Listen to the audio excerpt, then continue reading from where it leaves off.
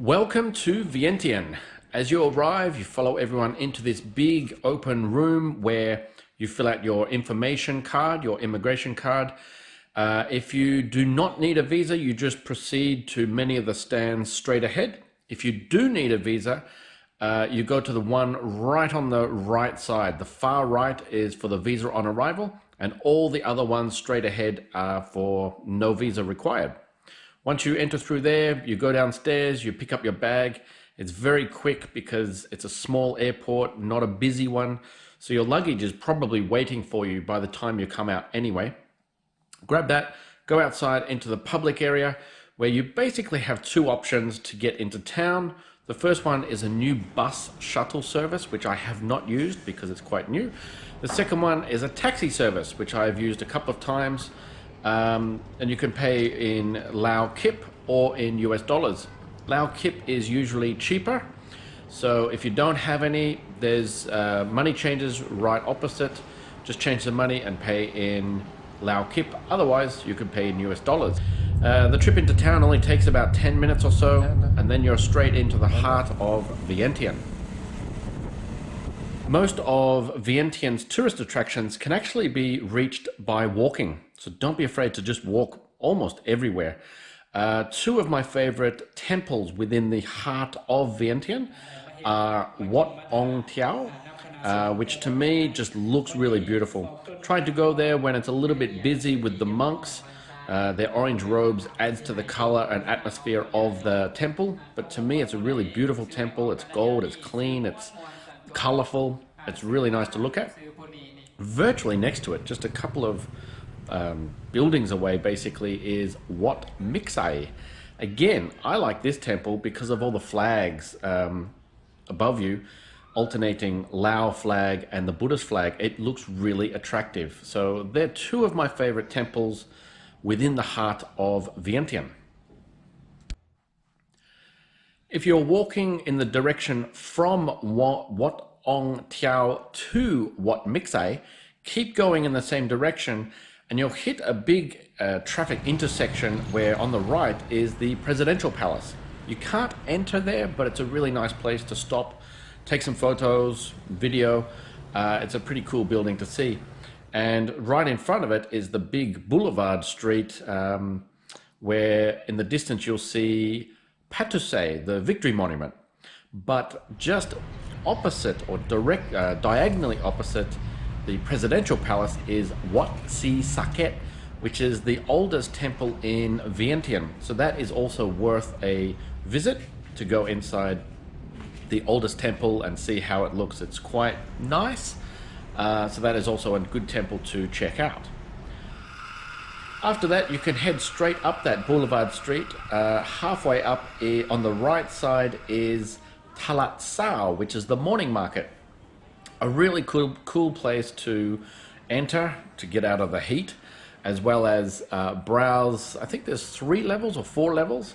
On the top level, there's a traditional Lao style food court. So if you're game enough to eat that local style food court, go for that. Otherwise, on the other levels, there are all kinds of souvenirs, t-shirts, watches, cell phones, all sorts of things, a few little snack food things.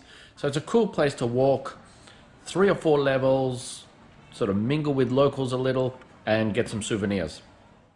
From there, keep going straight up, and that is the Victory Monument, Patuxay. So this is a really cool place to go. It's really visually nice to see. It's like the Arc de Triomphe of Vientiane or Laos. And you can go up to, there's 3 or 4 different levels actually. So don't miss, if you think you're at the top, look in the center of the room and there's a small spiral staircase that takes you even 1 level higher. It's easy to miss actually. So you can keep going up different levels and the view is amazing. 360-degree views around Vientiane, the surrounding areas. Up the other end of the Patuxay Park is the World Peace Gong. So if you're standing at the Patuxay Monument, you have to walk all the way up to the end of the park, past that sort of water area where there used to be water fountains. Keep going up and that is where the World Peace Gong is. it's worth going out there to take a photo.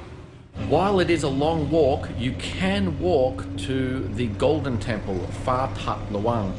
But in the heat, it is a long walk, so I would take a tuk-tuk from Patuxay, or if you're in the heart of Vientiane, take a tuk-tuk. Don't walk to Pha That Luang, it's quite far, especially in the heat. But obviously, Pha That Luang is the most important temple to visit while in Vientiane. It's the biggest and most important temple in Vientiane and Laos, so it's kind of a must to go there. And right near Pha That Luang are the War Museum as well as the Police Museum. When I was there this year, the War Museum was being renovated, I believe, so it was closed down. I don't know if it's just being renovated or actually moving to another location. So that may be there, the War Museum. Otherwise, the other museum in this area at the intersection is the Police Museum. I went there twice and both times it was closed. So it is open, but it was just closed at the time I was there. So check your times to go there at the right time when it's open. Otherwise, you'll waste your time like I did. But there are two museums that are worth checking out. Another attraction, especially in the late afternoon or evening time, is Nam Po, which is a water fountain, which has a couple of restaurants there. It's a great place to chill, have dinner, have a few drinks. And there's usually an acoustic band playing. So there's some entertainment while you're sitting having some drinks or even some snacks or dinner. So that's a great place to hang out. Virtually next to that is the restaurant Coxy, which is very popular with tourists and some locals. It's a little bit pricier, but it is a good place to go and have some good food and some local dishes there. Other places that are some of my favorites to go for eating or drinking or snacks or something, there's Swensen's, which is an ice cream shop, so it's good for having ice creams, milkshakes, things like that. Cool down, take a refresher. Probably the best rated restaurant in Vientiane is Lao Kitchen. To me, that is a must. That is the best food I've had in Vientiane. So Lao Kitchen should be on your list for sure. An interesting building that you will see, especially if you go to the Lao Kitchen Restaurant, because it's virtually diagonally opposite, is the Lao Cultural Hall. And it is still functioning. It's open for different events like little concerts and things like this. So the Lao Cultural Hall, it looks pretty cool on the outside. Also opposite the Lao Cultural Hall is the old museum. So it was the location of the history museum, but now it's being relocated. So it was in the process when I was there. And diagonally opposite is M Park. It's a new park. It's a real snack. It's almost like a hawker place where there's some little food places, but it's a great place for locals and travelers to go and have some beers, have some drinks, chill out, late afternoon, early evening. Another popular place, especially with locals, is PakPasack. So it's right on the Mekong, on the corner here. It's really busy. It goes off. The locals love it, so get there early, like about 5 p.m., maybe 6 p.m. If you keep going up the Mekong there, away from the main heart of Vientiane, keep going up there. There are a number of little food places, restaurants, and so on. One of my favorites is called Smile D, or Smile D Cafe. Another good choice up there is Kong View. So it's a bit further up. It's quite a walk up there. Actually, I think you can only enter it from the backside, so not that Mekong road that you're walking up. But so take a tuk-tuk there. But it's a really nice restaurant to look at with the lanterns, the colorful lanterns hanging. But that's also another good place to go for a drink or something to eat. While you're on the Mekong, it's a very lively place, especially late afternoon and evening with the night market. There's different free aerobic classes going off.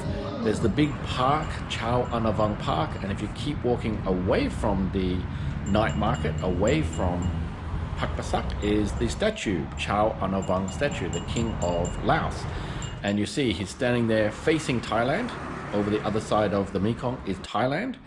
And he has his hand out there, which has two myths. two stories that I've heard. One is he's offering a handshake, we're partners, we're friends. And the other one is, hey, give me back my land, because that area of Thailand just over the Mekong used to be Laos, but now it's Thailand. So there's two sides to that story. Wat Si Muang is also a really nice temple to look at. It's beautiful, but it is a little bit out of town, so I would say you would need a tuk-tuk to get there, or a very long walk. So Wat Si Muang is also a nice temple to go to. Not far from Wat Si Muang is Naga Mall, a new shopping mall. So it's a good place to go do some shopping, mix with locals, things like this. It's a new shopping mall. And right near that is Khop, C-O-P-E, Center, which is, in my opinion, a must-do, because it's good to go to a place and have some fun, but it's also important to connect with the locals and understand their history. And Khop is all about prosthetics, about the war, the bombs. It's a really sad place to go. It really hits you with reality of what the Lao people have been through and are still going through. The country is still littered with bombs that are being, cleared out. It's going to take a long, long time to clear the country of all the bombs that happened during the Vietnam War. So it is really an important place to go to understand more about what the people here have gone through.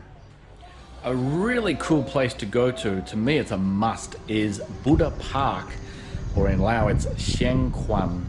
I spent about half an hour there. It's really interesting. So many statues of all kinds of different Buddhas and so on.